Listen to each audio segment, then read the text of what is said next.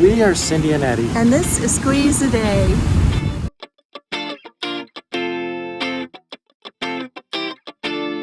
Good morning and welcome back to another video. Today we are returning home for a short visit, but more on that in just a minute. While we were driving around this morning getting ready to fly back to the US, we had recorded our trip along the way, but the audio came out terribly. Not only did we get a lot of background noise everywhere we went, but it wasn't picking up what we were saying, so a lot of it was inaudible. Listen to this clip for just a minute and you'll understand. Another thing that we did that was so amazing. Trust me, it gets worse. So what we're going to do is a voiceover to let you know the parts that we wanted to talk to you about. As I was saying, we are returning to the US. Over the past couple of weeks, we've been thinking about how much we have loved being in Mexico. We've been reminiscing about all the adventures we've had here, and we wanted to take you with us as we remembered this amazing experience. It also doesn't help that we are going to be seeing a lot of familiar things for us as we go through the airport. For example, there's a pottery shop here that reminded us a little bit about our experiences in Puebla and some of the pottery shops that were there. But I get ahead of myself.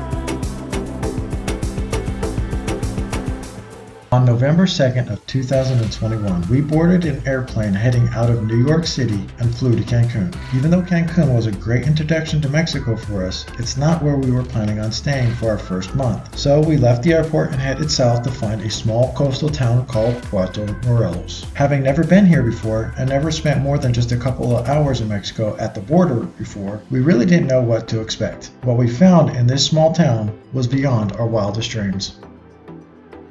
This is an area that they were using when we first arrived here. You pay for it inside, then you get in line. Basically, the taxi will come get you.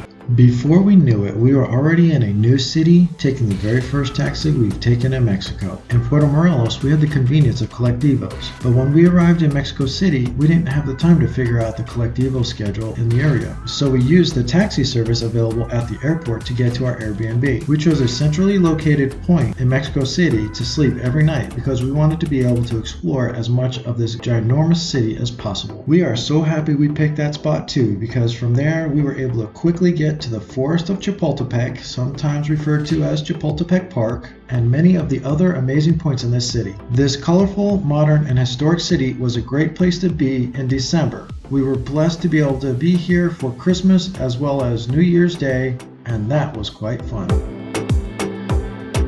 We are in Cabos San Lucas. Speaking of quite fun, we had a blast in Cabos San Lucas, as well as the surrounding area of Baja California, where you can find some delicious food, make a couple of friends, or just hang out and enjoy the sights around you, like this amazing view. And we really made sure to spend time on both sides of the peninsula, as well as pick up a couple of things for our own personal enjoyment. Apparently, Cerritos has their own letters, see? And that shows you where the beach is too, right behind us. Cerritos also has some delicious fish tacos, some really good surfing that everybody knows about, and a great place to sit down and relax.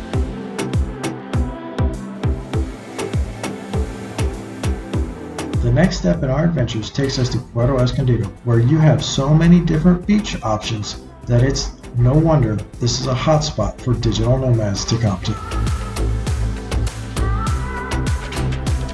We also have the rare opportunity to participate in a turtle release. If you didn't know, we love turtles and appreciate them and hope to be able to one day scuba dive with them.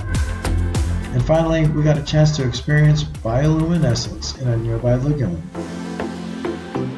After an all-day bus ride, we found ourselves in a special city called Oaxaca. Not only is the architecture here amazing, but so are the art and food scenes. We will talk more about food at the end of this video, but this particular city has really good cheese and chocolate, so we have to talk about them.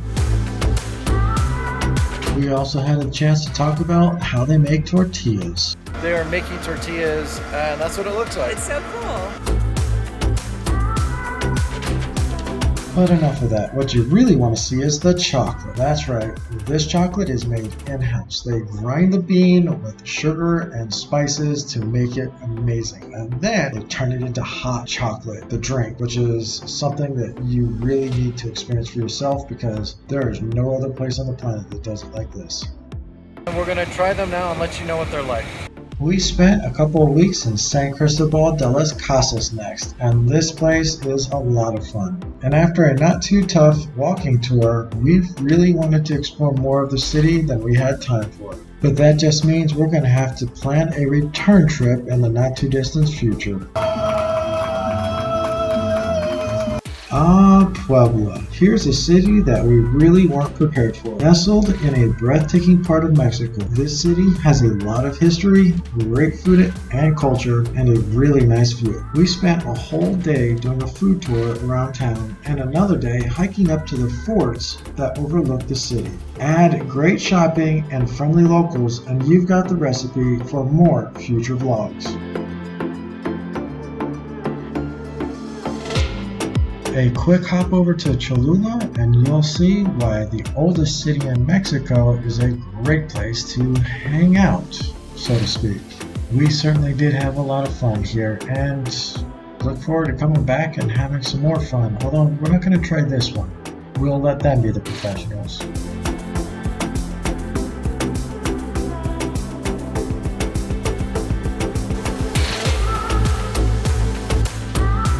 Palenque is well known throughout the world for two things. One of them is Agua Azul. The other is the Mayan ruins. What they don't know is how amazing this town actually is by itself. If pirates is what you want, then this next city is where you need to be. Campeche is a city built with the purpose of keeping pirates out. And these massive walls show how well it would have worked in their prime. Today, large pieces of it still exist, including enough to walk along. Not too far away, Merida is a great place to sit down and relax for a little bit. Valladolid, on the other hand, will keep you buzzing with plenty to do, including several cenotes within a short drive.